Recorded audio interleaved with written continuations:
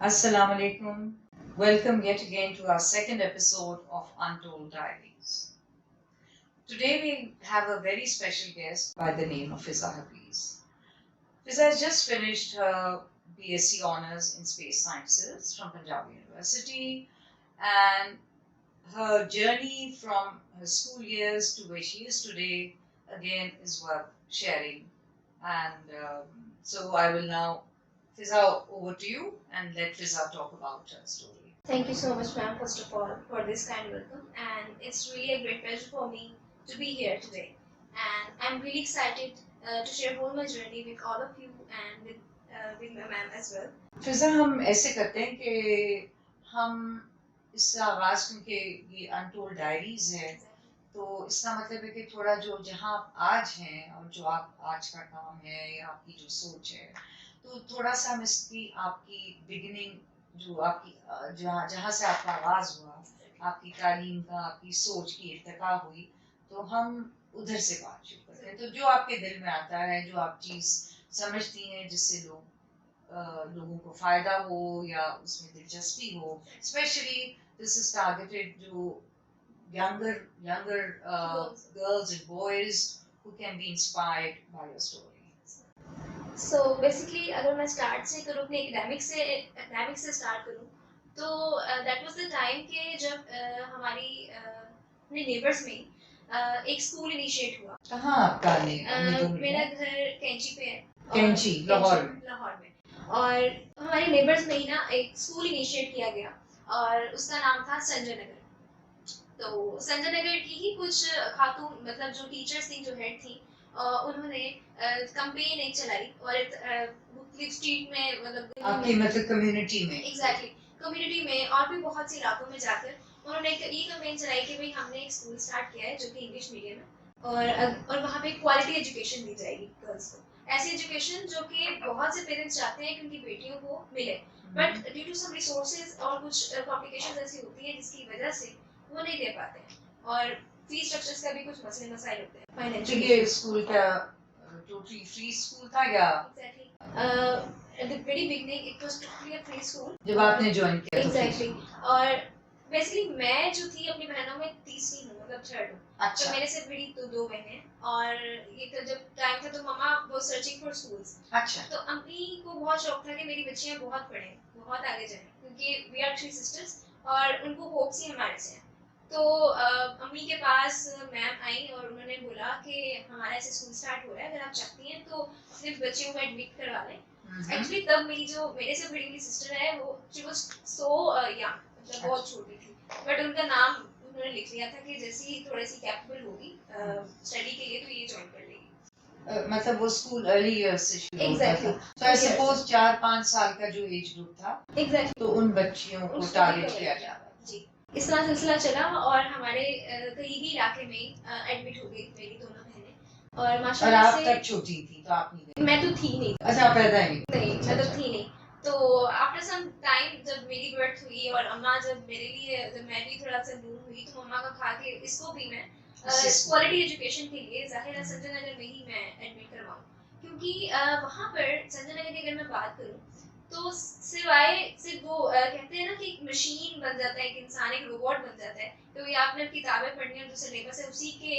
हद तक रहना है लिमिटेशंस आपकी सेट हो जाती हैं वैसा कुछ नहीं था जो चीज़ सबसे बेस्ट मुझे लगती है अभी भी और मेरी अम्मा को जो पसंद आई थी वो ये थी कि बच्चियों को को करिकुलर एक्टिविटीज में भी बहुत पार्टिसिपेट करना पड़ा था और मतलब कि एक जैसे रवायती स्कूल होता है कि सुबह आए किताबें निकालें रट्टा सिस्टम हो और कोई खास एक्स्ट्रा या को करिकुलर एक्टिविटीज नहीं की लेकिन इस स्कूल ने वो आपको मौके दिए बहुत मौके दिए मेरी जो सिस्टर्स हैं अगर मैं पहली बहन की बात करूं तो she was really good at arts and she was really good at dramatics अच्छा और जो मेरी सेकंड वाली सिस्टर है एंड शी इज एथलीट मतलब उसको बहुत She's an शौक athlete, था माशाल्लाह। उसको स्पोर्ट्स में बहुत शौक था उसके बाद वो एक बहुत अच्छी आर्टिस्ट भी रह चुकी है अच्छा और क्वायर में तो जाहिर है हमारा रहा था एक ना अच्छा म्यूजिक की तरफ भी ध्यान था एग्जैक्टली तो आफ्टर दैट तो अम्मा का ये प्लान था कि मेरी जो थर्ड बेटी मेरी मैं हूँ जिस तरह तो मुझे भी वहीं पे एडमिट किया जाए ठीक है तो मगर तब सिस्टम ये था कि काफी मसले थे कुछ तरह के कि थर्ड गर्ल्स के लिए कुछ इश्यूज थे, तो सिबलिंग पॉलिसी ऐसी सिबलिंग होती है। पॉलिसी थी, जी। तो उस वजह से मम्मा ने मुझे फिर पास में करीबी किसी स्कूल में एडमिट करवा दिया। खैर मैंने अपनी 4th स्टैंडर्ड तक वहीं पे पढ़ा अच्छा। और अल्हम्दुलिल्लाह फॉर्चुनेटली मेरा फिर एडमिशन 5th स्टैंडर्ड में मैं संजयनगर में आ गई तो इस तरह से आप तीनों बहनें एक ही स्कूल में चली हम गईं। तीनों एक अच्छा फिजा, यहाँ से मैं जरा आपका जी। थोड़ा सा, sorry to cut your conversation, थोड़ा सा मुझे आप बताइए कि कैंची में, अब कैंची हर कोई जानता नहीं कैंची का है। कैंची जहाँ तक मुझे पता है ये उस तरफ है जहाँ पे ग्लैक्सो फैक्ट्रीज है, एक फैक्ट्री एरिया है, कोटलखपत बिल्कुल, तो वहाँ का एक है ना एक लोकेलिटी। तो स्कूल करीब था, मतलब वॉकिंग डिस्टेंस स्कूल था? वॉकिंग डिस्टेंस पे था और स्कूल बहुत करीब था। अच्छा। और एक तो ये भी फैसिलिटी थी। हाँ। उसके बाद आहिस्ता आहिस्ता से जब हमारा, तो आपकी, if you don't mind telling मी, तो घर में मतलब भाई तो था नहीं, तीनों बहनें थी, तो आपने बताया आपकी वालिदा को बहुत शौक था कि वो अपनी बच्चियों को पढ़ाएं लिखाएं, तो if you don't mind telling me, आपके वालिद क्या करते? मेरे बाबा tailor. Still he is a tailor? He still a tailor जी। अपनी दुकान है किसी और टेलरिंग शॉप में करते हैं? किसी की दुकान पे थे, बट ये कि he is master of tailor. अच्छा। और वो सिखाते भी थे। वंडरफुल, टेलरिंग सिखाते जी। और अम्मा हाउसवाइफ। अम्मी हाउसवाइफ है, 3 बच्चियां हैं और सारा कुछ खुद करती। लेकिन उनकी एटलीस्ट जो मुझे ये बात खुशी हुई सुन के कि आपके घर का माहौल ऐसा था और आपके वालिदैन की सोच ऐसी थी कि उन्होंने ये सोच रखा था कि बच्चों को पढ़ाना है। तो और खुशकिस्मती से ऐसा स्कूल था आपकी नेबरहुड में कि आपके पेरेंट्स सेटिस्फाइड थे कि बच्चियां वहाँ फुली सेटिस्फाइड, और कहने सेटिस्फेक्शन से भी अच्छा लेवल, एक और लेवल होता है कि क्वालिटी एजुकेशन इसी को तो कही जाती है कि मतलब हम लोग सिर्फ किताबी कीड़े ना बन जाए, मतलब बुक्स तक महदूद ना रहे, हमें बहुत सी इवन कि हमने सर्विस के थ्रू सीखा, कम्युनिटी सर्विसेज किए, हम सर्विस किए, हम लोग लाइब्रेरी में other than our course books हम बहुत सी किताबें पढ़ते थे, उनके फीडबैक्स देते थे। अच्छा। तो एक बहुत अच्छा एक माइंडसेट डेवलप हो जाता था बच्चों का। इवन दो कि अभी भी हमारे मेरी जो बहनें हैं या तो मैं हूँ, जैसे मेरी जो क्लासमेट्स थी नाउ, जहाँ भी वो काम कर रही है, जहाँ पे भी वो जा रही है, they are representing really good from where they belong. तो इसका मतलब है कि you were one of those lucky people in this country कि it so happened कि एक आपके neighborhood में एक अच्छा स्कूल खुल गया जो कि नॉन एलीट प्राइवेट इदारा था। वहाँ उनकी सोच ये थी कि हम क्वालिटी एजुकेशन दें, फ्री एजुकेशन दें। इंग्लिश मीडियम स्कूल था? English medium. अच्छा। और दूसरा ये है कि मैंने ये सुना है संजय नगर के बारे में कि वहाँ वो मैं कि है कि it's learning should be a journey of happiness. क्या ये बात सही है? कि उनमें कैपेबिलिटीज होनी चाहिए कि वो सोचें, वो अच्छा। सवाल करें, वो क्वेश्चन करें। अच्छा, उस पर फोकस था। एग्जैक्टली। जिसको हम कहते हैं कि इंक्वायरी बेस्ड सिस्टम था। एंड और बच्चों को ये नहीं है कि मतलब आपने जो पढ़ा दिया दैट्स इट, उनको खुद encourage किया जाता है कि वो खुद रिसर्च करें, इतने छोटे लेवल से रिसर्च करें। अच्छा। रिसर्च मतलब वो वाली रिसर्च नहीं, मैं कह रही जो साइंटिफिक रिसर्च होती है, बट बहुत से मामले क्वेश्चनिंग करें, थिंक करें और एक्टिविटीज के थ्रू सीखें। So I was the lucky one. So you enjoyed that? Exactly, a lot. And your other friends also? Yes. अच्छा, so that's wonderful because हम पिछले हमारे एपिसोड में एक very bright Rhodes scholar Hamza Waseem आए हुए थे और वो माशाल्लाह फिजिक्स में अपनी पीएचडी कर रहे हैं ऑक्सफोर्ड से। रोड स्कॉलर शायद आपने वो देखा था। तो उसमें देखिए वो मैंने उनसे सवाल पूछा था कि आप अनारकली कैथीड्रल से ऑक्सफोर्ड कैसे पहुंचे, तो मैंने उनसे कहा कि कमाल माहौल का था, ये निज़ाम तालीम का था। तो उनकी अलग बिल्कुल कहानी थी, उनका था लेकिन ऐसा नहीं था। तो आपके केस में ऐसा लगता है कि you were lucky to get a very positive and encouraging environment एक लाइफ लॉन्ग लर्निंग के लिए। क्योंकि अगर आपके पास एक रोड मैप है ना, तो आप उसको फोकस करके और उसको फॉलो करके बहुत सी जगहों पे पहुंच सकते हैं। रोड मैप एक्चुअली मैं कहूँगी कि मेरे स्कूल ने, मेरे पेरेंट्स ने बहुत इंकरेज किया उसको सेट करने के लिए। इवन कि मेरे टीचर्स जो संजयनगर में मेरे टीचर्स मेरे साथ थे, उन्होंने मुझे बहुत इंकरेज किया। इवन कि I am really good at arts, मैं बहुत अच्छे मेरी जो को करिकुलर एक्टिविटीज में देखूं तो मेरी जो कैपेबिलिटीज हैं या तो इंटरेस्ट हैं या तो कहने टैलेंट है, वो आर्ट में। तो मतलब मैं बहुत अच्छा आर्ट का काम, क्योंकि आपकी तो बहन आर्टिस्ट बन गई। एग्जैक्टली। तो अम्मा से ये हमें ये चीज जो है ना कहने की इनहेरिटेड होता है कि जेनेटिकली वहाँ से चीज़ आई। मम्मा ने भी फाइन आर्ट्स किया था। अच्छा जी, तो मम्मा की तरफ से मामा ने कहाँ तक पढ़ा?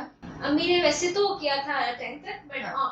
उसके बाद कोर्सेज होते थे कुछ, अच्छा। तो उन्होंने फाइन आर्ट्स में अपना काम किया था। तो कह लें कि जेनेटिकली भी बहुत सी चीज़ें हमें जनरेट हुई। तो फाइन आर्ट्स के लिए मुझे स्कूल ने बहुत इनकरेज किया। इवन के एनसीए के बहुत से बड़े हमारे आर्टिस्ट हैं। अच्छा। शाजिया सिकंदर हैं जी जी और अना मौल खान, मतलब उनकी मैं एक तो गैलरीज में भी गई, मेरी एग्जीबिशंस भी हुई। अच्छा ओह वेरी मैंने गुड। बहुत से आर्ट अच्छा आपने एग्जीबिशंस भी की? यस, और मैंने बहुत से आर्ट कॉम्पिटिशन्स भी विन किए हैं। इवन के कोई है ऐसा कंपटीशन जो स्कूल के लेवल पर आपने किया हुआ? ये जितने मैंने कॉम्पिटिशन्स किए सब स्कूल लेवल पे। अच्छा वो इंटरनेशनल थे? नेशनल भी थे, नेशनल भी। आपको दिलचस्पी थी फाइन आर्ट्स में, आपने कॉम्पिटिशन्स में हिस्सा लिया और आप जीती भी, तो किस स्टेज पर आपने फिर साइंस को पकड़ लिया? वो भी मेरा ख्याल है कि बड़ी इंटरेस्टिंग बात है कि स्कूल का माहौल ऐसा था कि आपको इतनी ज़्यादा मुख्तलिफ जो कहते हैं ना होलिस्टिक मल्टी डिसिप्लिनरी आपको एक लर्निंग फ्रेमवर्क मिल रहा था जहाँ आर्ट्स भी है, स्पोर्ट्स भी है और साइंस भी है। तो आपने फिर आखिर साइंस को चुना, तो वो किस स्टेज पर आपने ये सोचा? मैम ये कहने कि जब मैं मिडिल स्कूल में थी ना, तो मुझे हमारे ना बहुत से और भी प्रोजेक्ट्स आया करते थे, जिस तरह से लम्स के रब का एक प्रोग्राम चला था जिसमें हमारे पास मुख्तलिफ क्लब्स हुआ करते थे। हमारे इन्वायरमेंटल क्लब हुआ करता था, साइंस के रिलेटेड क्लब हुआ करता था और ड्रामेटिक्स हुआ करता था, मतलब बहुत क्लब्स हुआ करते थे। उनमें ना मेरा इंटरेस्ट जो सबसे ज़्यादा बना वो ये था कि मैं आउटर स्पेस को पढूं। मुझे लिटरली जब भी कोई टेलीस्कोप लॉन्च होना, कोई सैटेलाइट कोई नई लॉन्च होनी, तो मेरे लिए बहुत ही फैसिनेटिंग स्टोरी लगती थी मुझे।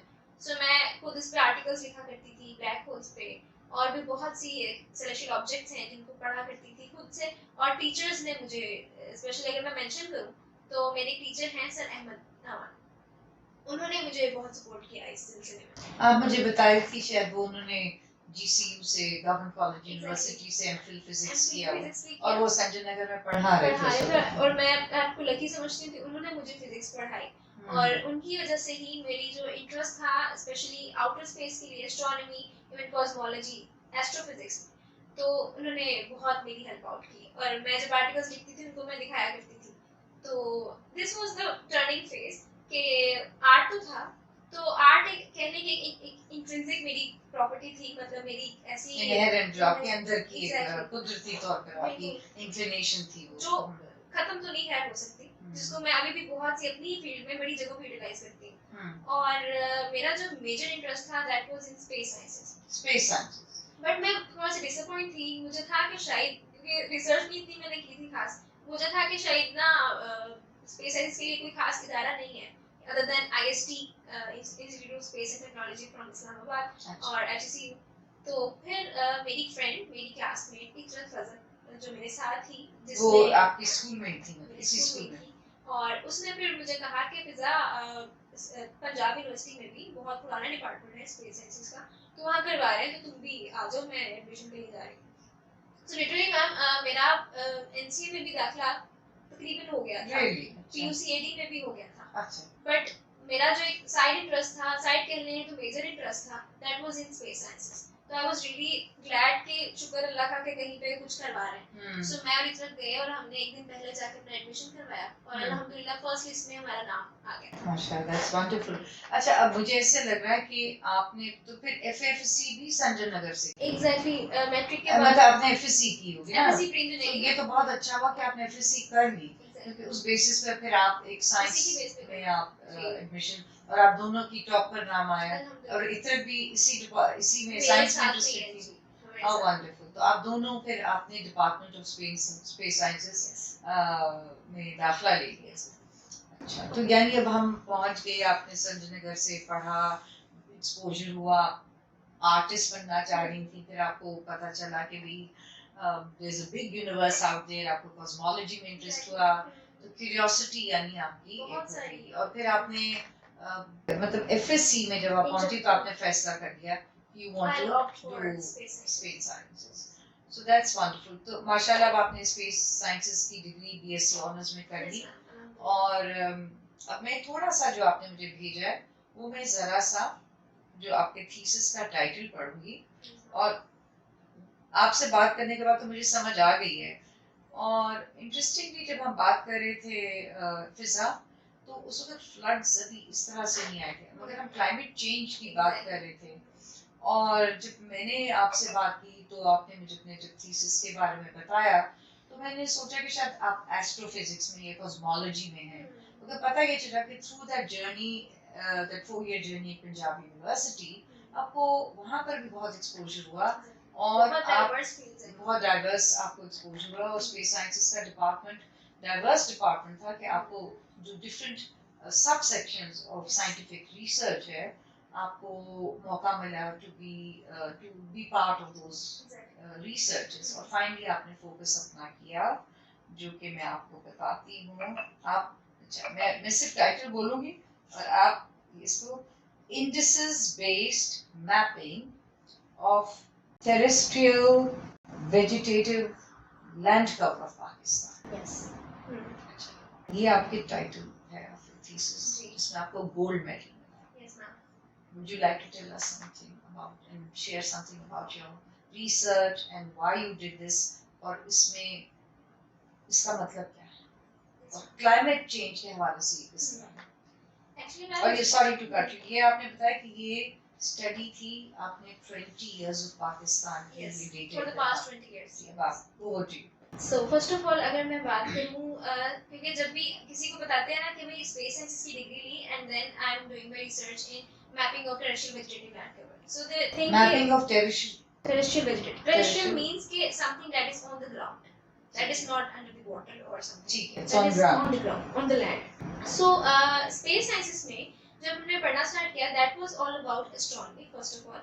Astronomy में जब हम पढ़ते हैं ना, तो हम पढ़ते हैं कि outer space में systems कैसे चल रहे हैं। ठीक है। एस्ट्रोनॉमी पढ़ने के बाद हम लोग को इस चीज़ की भी नोहा होनी चाहिए कि एस्ट्रोनॉमी के लिए एक चीज़ जो बहुत ज़रूरी है कि अब जैसे हम नासा की बात करें तो वो सैटेलाइट्स लॉन्च कर रहे हैं, वो अपने टेलीस्कोप्स लॉन्च कर रहे हैं। तो लॉन्चिंग के लिए you must need to know about rocket science first of all.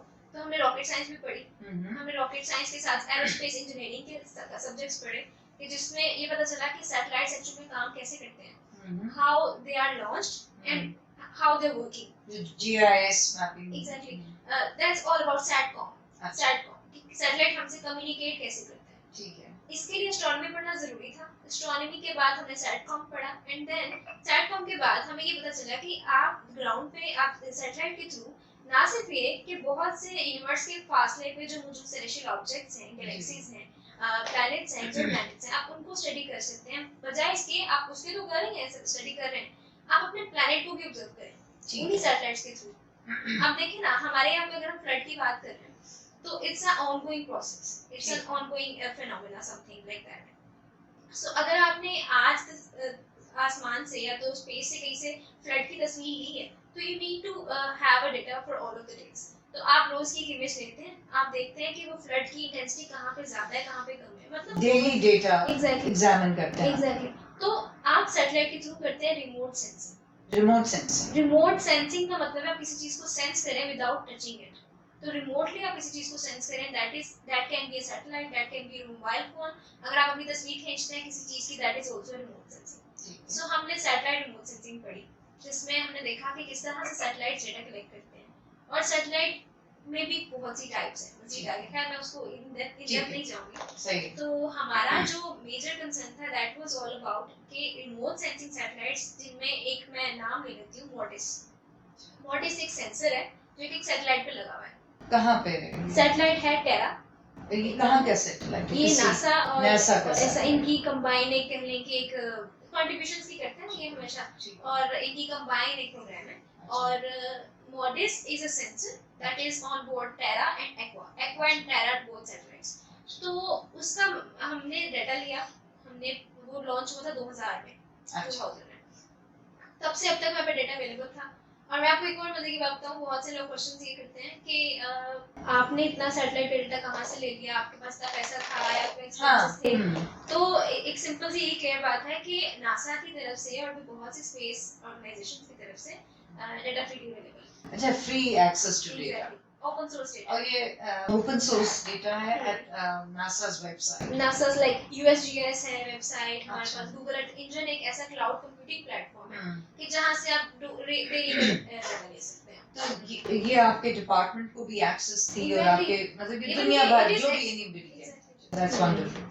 So data तो तो फिर सबके आपने पास नैरो होता है। डाउन पाकिस्तान पर जो किया Exactly. उसके बारे में कुछ बताइए। जी। तो आपने ये सोचा कि हम इस डेटा जो हमारे पास फ्री सोर्सेज अवेलेबल हैं डेटा की थ्रू सैटेलाइट डेटा और ये मेनली नासा बेस्ड डेटा है which you can even monitor on a daily basis. तो फिर आपने ये सोचा कि हम पाकिस्तान पर इसको फोकस करें। आपका ग्रुप जो था वो कितने लोग थे? हम 3 लोग हैं ग्रुप में। इवन कि अभी भी हमारी रिसर्च चल रही है तो 3 लोग हैं। अच्छा। मैं हूँ, मेरे साथ एक लड़की है इकरा शकील हाँ। और मेरे साथ एक मेरा क्लासमेट है अब्दुल्ला। अच्छा। तो हम तीनों रिसर्च कर रहे हैं। अगर मैं आपको थीसिस का ब्रीफ कर दूं जी प्लीज बताइए और तो- ये भी बताइए कि आपको क्या इंटरेस्ट हुआ कि आपने कॉस्मोलॉजी के बजाय आपने लैंड डेटा पर फोकस किया, वो भी क्लाइमेट चेंज के हवाले से या अर्बन डेटा के हवाले से, और वो भी क्यों पाकिस्तान पर फोकस किया? मैम देखा जाए ना तो पाकिस्तान में अब तक का जो सबसे बर्निंग क्वेश्चन चल रहा है ना वो चल रहा है कि डेजर्टिफिकेशन होती जा रही है। डेजर्टिफिकेशन, एग्जैक्टली, मींस ड्राउट है, ड्राउट सिनेरियोज हो सकते हैं या तो हमारे पास एक जो पूरी फूड बास्केट है ना that is going to be deteriorate. Oh my God, जो फूड सिक्योरिटी का क्राइसिस है। फूड सिक्योरिटी के क्राइसिस ना, और बहुत से ऐसे क्राइसिस हैं जो कि आम लोगों के लिए बहुत जरूरी है समझना, पॉलिसी मेकर्स के लिए बहुत जरूरी है समझना कि किस तरह से आप मैप करते हैं। आप देखिए ना किसी भी रिसर्च में क्वांटिफिकेशन, जो क्वांटाइजेशन है, क्वांटिफिकेशन बहुत जरूरी चीज होती है। इट मींस कि आपको एक नंबर पता चलता है कि इतने अमाउंट में वेजिटेशन है तो आप उस लिहाज से अपनी पॉलिसी बना लेते हैं, भाई इतना इस दफा यील्ड होगी, इस तरह से हमारा एक पूरा सिस्टम चलेगा। तो हमने पिछले 20 सालों में एक चेंज देखा पाकिस्तान के वेजिटेटिव कवर का। अच्छा। हमने इमेजेस कलेक्ट की पाकिस्तान के पूरे लैंड कवर के ऊपर बॉडीज की, और हमने देखा उसको हमने क्वांटिफाई किया थ्रू वेरियस स्पेक्ट्रल इंडिसेस। एक नाम है, एक साइंटिफिक टर्मिनोलॉजी। हमने वेजिटेशन को अलग किया और देखा कि वेजिटेशन कहाँ, ऐसे कौन से हॉटस्पॉट्स हैं जहाँ पे बढ़ रही है और कौन से ऐसे हॉटस्पॉट्स हैं जहाँ पे कम हो रही है। अच्छा। और ऐसे कौन सी जगह है जहाँ पे हेल्थ अच्छी हो रही है। हेल्थ का मतलब है कि कहीं वेजिटेशन स्ट्रेस में तो climate health. Exactly, climate health, climate कैसे इंपैक्ट करे। तो क्लाइमेट के लिए हमने 2 पैरामीटर्स लिए, that was temperature and precipitation rainfall data. Rainfall. तो हमने इन दोनों का भी 20 साल का डेटा लिया और ओवर 20 इयर्स स्टडी किया, 2001 से 2020 तक हमने डेटा लिया। और फिर हमारी फाइंडिंग्स ये रही कि बलूचिस्तान में एक बहुत से रीजन्स हैं जहाँ पे एंथ्रोपोजेनिक एक्टिविटीज की वजह से भी बहुत चेंज है कि उनकी गवर्नमेंट के लेवल की तरफ से ऐसी बहुत से इक़दाम उठाए गए कि हमने प्लांटेशन करनी है सब लेट्स सपोज। तो पिछले 5 साल या 6 साल की वक्फों को देखा जाए तो वहाँ पे आपको कुछ पॉकेट्स मिलेंगी जहाँ पे वेजिटेशन बढ़ी है। अच्छा, हुई है, बढ़ी, बेहतर हुआ। इट मींस के वहाँ पे सिनेरियोज हैं, अगर हम एफर्ट करें या तो अपने क्लाइमेट चेंज को डील करना में आ जाए, हमें डिजास्टर मैनेजमेंट के जैसे लोग हैं उनको, एक जैसे हमारा एनडीएमए है, पीडीएमए है, तो इनके पास पॉलिसीज होती हैं कि अगर एक डिजास्टर आ रहा है तो हमें उसको टैकल किस तरह करना है, मिटिगेट कैसे करना है। इनके पास भी वही डेटा एक्सेसिबल है और ये भी डेली बेसिस पर डेटा को मॉनिटर कर सकते हैं। इवन कि इनके पास खुद का भी डेटा जो ग्राउंड स्टेशंस का डेटा है। ये तो आपने बड़ी इंटरेस्टिंग बात बताई कि वो डेटा अवेलेबल है इनके पास जो आपके पास था, और जो इनका काम है वो यही करना है, बेटर डेटा होगा, बिकॉज बीइंग फेडरल बॉडीज और प्रोविंशियल बॉडीज इनका तो काम ही ये है। मगर इट सीम्स कि इन्होंने कोई डेटा के साथ कोई बहुत अच्छा हमें जो उसका रिजल्ट नजर आ रहा है कि आई वंडर, वो बाद में उसके बारे में भी हमें बताया कि इन्होंने डेटा को कैसे यूटिलाइज किया और किस तरह से उस डेटा को पॉलिसी मेकर्स ने यूटिलाइज किया और पॉलिसी बनी नहीं बनी और उसकी एग्जीक्यूशन हुई या नहीं हुई। मुझे लगता नहीं हुई होगी तभी तो ये हालात हैं। लेकिन आप बैक टू योर स्टोरी कि आप लोग ये डेटा कलेक्शन में लग गए और बलूचिस्तान की भी बात कर रही थी कि वहाँ कुछ ऐसे स्पॉट्स थे। खैबर में बड़ा अच्छा हमने चेंज देखा कि इसमें बिलियन ट्री प्रोजेक्ट आपने देखा होगा, बिलियन ट्री सुनामी प्रोजेक्ट। हाँ, जो इमरान खान साहब पीटीआई गवर्नमेंट का था। तो उसकी वजह से भी और भी बहुत से क्लाइमेटिक फैक्टर्स हैं, जैसे रेनफॉल है। पिछले दिनों में अगर आप देखें पिछले 5 साल का डेटा निकालें तो आपको पता चलेगा कि रेनफॉल पैटर्न बहुत बढ़ रहा है, बहुत बढ़ रहा है पाकिस्तान पे। और 20 इयर्स में 20 इयर्स में भी बढ़ रहा है, इंक्रीजिंग ट्रेंड दिखाता है। तो जो 2010 के, सॉरी बेटा मैं आपकी बात कर रही हूँ, 2010 के जो फ्लड्स आए थे तो यानी तब भी इनके पास डेटा था। एग्जैक्टली। और एडवांस वार्निंग सिस्टम्स भी थे, मिटिगेशन पॉलिसीज भी सब थी, कुछ होता है मैम। इट मींस कि देखें हम कंट्री वाइज देखें, हम बांग्लादेश को देख लें, वहाँ पे भी सिनेरियोज आते हैं फ्लड के। हर कंट्री में कोई ना कोई अपना डिजास्टर का एक नया सिस्टम होता है। बिल्कुल सही है। तो अब तो ग्लोबल लेवल पर है, ग्लोबल लेवल पे हर कंट्री में कुछ ना कुछ फेस कर रही है, मगर उनके पास पॉलिसीज होती हैं, उनके पास अर्बन प्लानिंग के प्रॉपर एक सिनेरियोज होते हैं कि अर्बन प्लानिंग आप देख लें, हमारे पास जो रिवर पैटर्न आता है जी, और वो चेंज होता है, वो मैंने मतलब कर रहा होता है। हाँ जाहिर, अभी जो काबुल और इंडस का सारा जो सिस्टम आया, रुख बदला है, कोई कहीं मतलब जो तो पूरा हमारा तो मुल्क पानी के अंदर है। एग्जैक्टली। जी, तो अर्बन प्लानिंग में एक्चुअली यही चीज देखी जाती है कि ऐसे कौन से जोन्स हैं, ऐसे कौन से एरियाज हैं जो कि प्रोन है, वल्नरेबल है फ्लड के लिए या तो किसी भी और डिजास्टर के लिए, तो वहां पे अर्बनाइजेशन ना की जाए। जैसे रियल एस्टेट कंस्ट्रक्शन और ह्यूमन सेटलमेंट्स हैं, जितनी भी ह्यूमन सेटलमेंट्स हैं, कमर्शियल एरियाज, इंडस्ट्रियलाइजेशंस हैं, आप उनको इस तरह से शिफ्ट करें कि हमारे पास जो एक पूरा पैटर्न है, जो आप हमने जोन आपको सिलेक्ट करके दे दी कि भाई यहाँ पे आपको रिस्क है, तो that is prone to that disaster.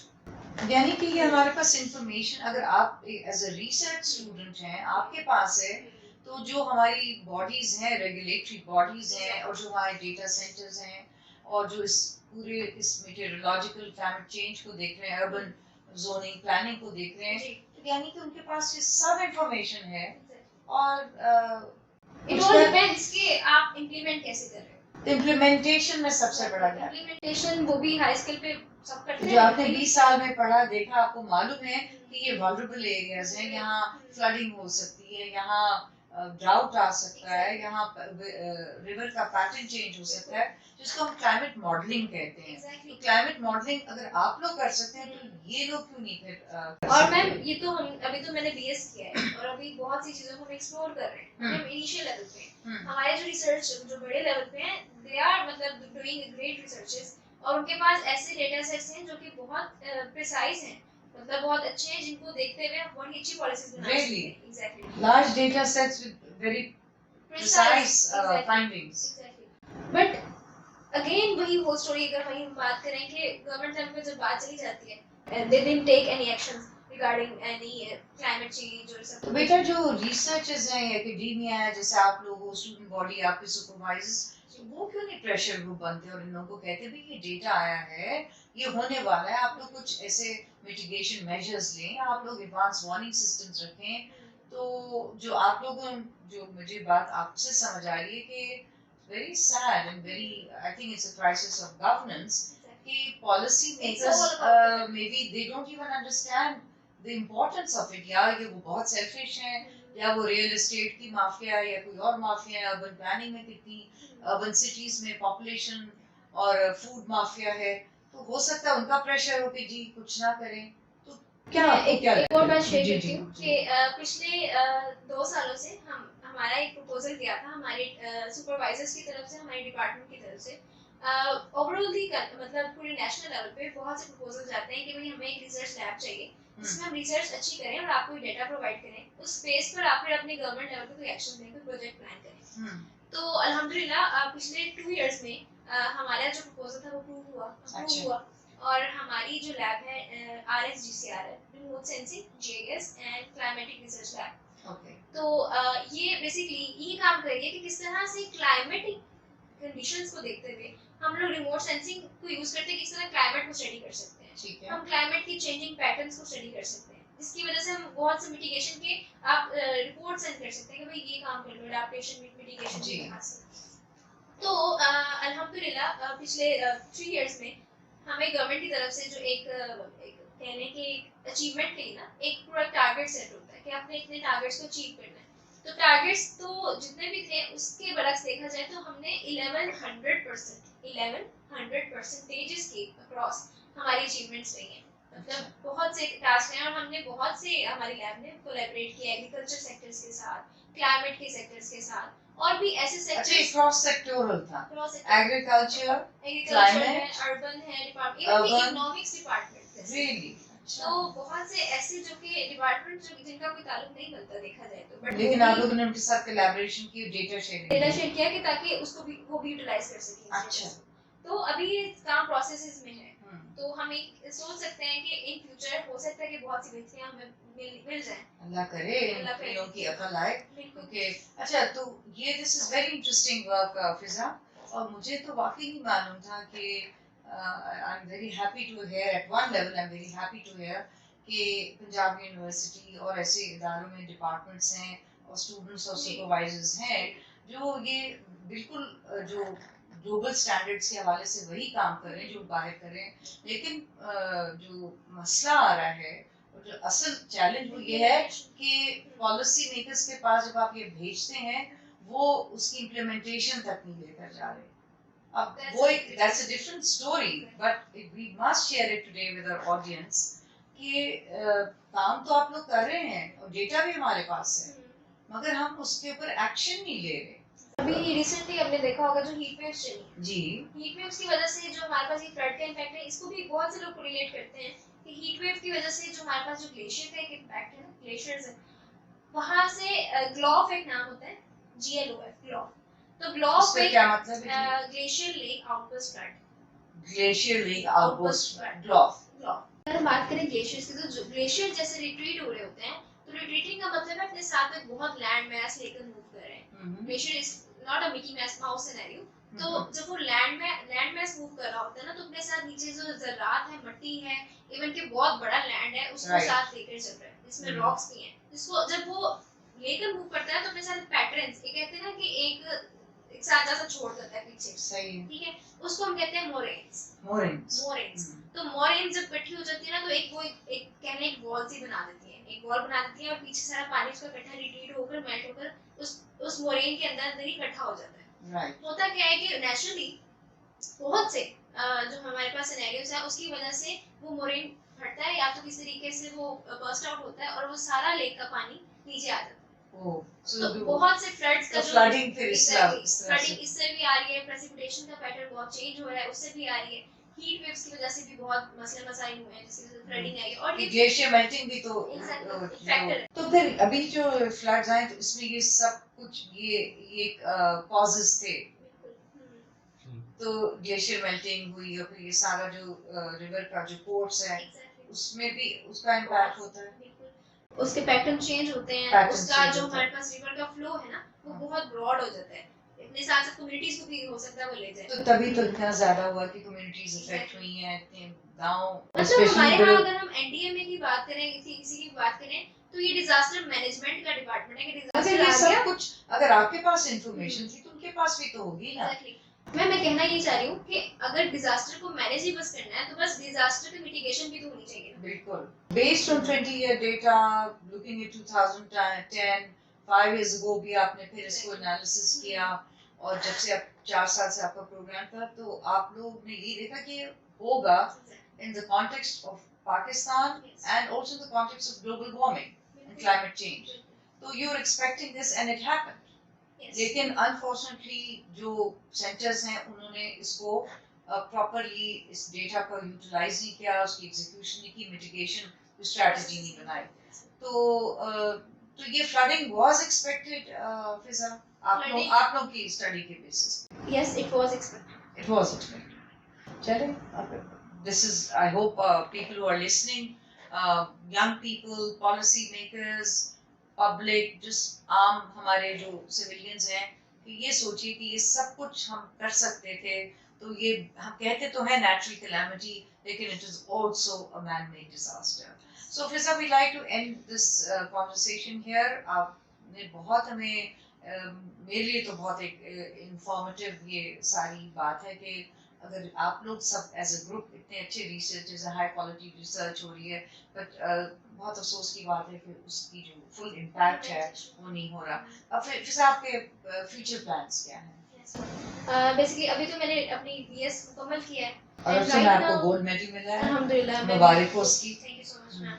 और अभी मैं RSGCRL में ही फुल ब्राइट रिसर्च स्कॉलर हूं। सॉरी, RSGCRL, इसको आप बताइए। Remote sensing GIS and climatic research lab. ये अंडर पंजाब यूनिवर्सिटी है या किसी और? ये NCGSA के अंडर है। NCGSA is national centre for GIS and space application. अच्छा, तो उसके अंदर एक लैब है, तो आप उसमें मजीद रिसर्च? मैं अपने एक रिसर्च स्कॉलर के तौर पे काम कर रही हूँ, और इसी रिसर्च को मैं आगे परस्यू करूंगी। For और your बहुत PhD or something? For my MPhil and MPhil. For my PhD. आपने जिक्र किया था, हमारी जब बातचीत हो रही थी कि शायद आपको कुछ स्कॉलरशिप्स भी ऑफर हुई हैं मगर आप अभी ले ही नहीं अभी रही। नहीं।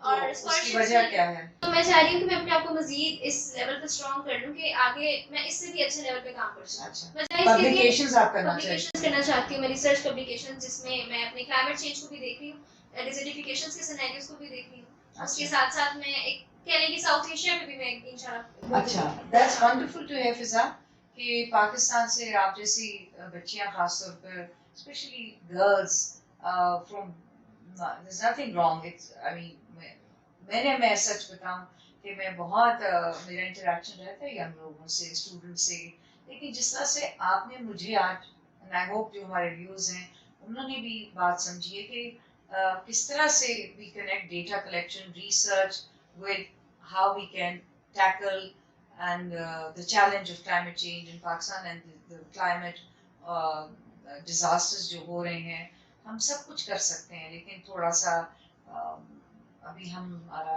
एक वहाँ तक हमारी सोच एज अ सोसाइटी, हमारे कल्चर का जो एक मैं तो सिर्फ हुकूमत को नहीं इसकी ब्लेम करूँगी या पॉलिसी मेकर्स को, आई थिंक हम सब एज अ सिविल सोसाइटी हमारी जिम्मेदारियाँ हैं।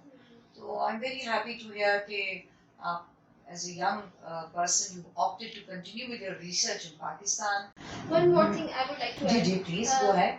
मैम हमारे टीचर भी मेरी मतलब हमारी जो एक बुनियाद है ना वो यही है कि भाई हमारे पास जो डेटा पड़े हुए हमने उनको यूटिलाइज करना फिर काम करना है। बहुत से ऐसे काम हैं जो रिसर्चर्स भी नहीं कर पाते हैं पाकिस्तान में रह के। ऐसा क्यों है कि जब हम अपने आप को कंपेयर करें, कंपैरिजन नहीं वैसे बन भी जाता है कि जो हमारे पास यूएसए में बेस्ड जो है रिसर्चर्स हैं या तो जो नासा के अंडर जो काम कर रहे हैं उनके पास अगर कोई वो प्लान करते हैं ना, कोई स्ट्रेटजी प्लान करते हैं किसी चीज को रिसर्च करने के लिए और उनके पास डेटा सेट्स नहीं होते तो वो बना लेते हैं, वो डेटा सेट्स बना लेते हैं। अच्छा, मगर हमारे यहाँ ये है कि अगर हमारे पास रिसोर्सेज नहीं है ना तो हम रिलाई करते हैं कि वो डेटा सेट्स होंगे तो काम करेंगे। अच्छा, तो यानी कि आप सेकेंडरी सोर्सेज नासा की हैं, वेबसाइट्स वहां से मिलते हैं लेकिन they don't create data, they don't create knowledge themselves. ठीक है, जो चीज जो सबको मालूम है कि हमारे पास इतना बजट नहीं है कि हम अपने इन रिसोर्सेज पे सर्व करें। बेटा बजट है, it's a question of your priorities. I think budget अगर एलोकेट किया जाए टू रिसर्च तो what you're trying to say from what I'm understanding कि I believe India में भी they're making their own data. They are making their own data. They're making huge changes. Even Bangladesh बहुत आगे निकल गया। They're way ahead of India. That's okay. Region में हम सबसे पीछे हैं। तो यानी कि इंडिया बांग्लादेश में भी जो है वो लोग अपनी नॉलेज क्रिएशन कर रहे हैं by creating their own data, by looking at their own data, और वो डेटा जरूरी सैटेलाइट डेटा बल्कि land based ground based data है। नहीं बहुत आपने हमारे साथ अच्छी बात है कि बहुत इंफॉर्मेटिव है। आई होप थ्रू दिस बड़ा मॉडस्ट सा एक एफर्ट है हमारा अनटोल्ड डायरीज का कि आप जैसे ज़हीन, टैलेंटेड, मोटिवेटेड जो हमारे बच्चे हैं और यूथ है वो I hope they can make an impact. So thank you so much for your time, Shiza, and best of luck and best wishes, and I hope you achieve your dreams and passion. Thank you so much.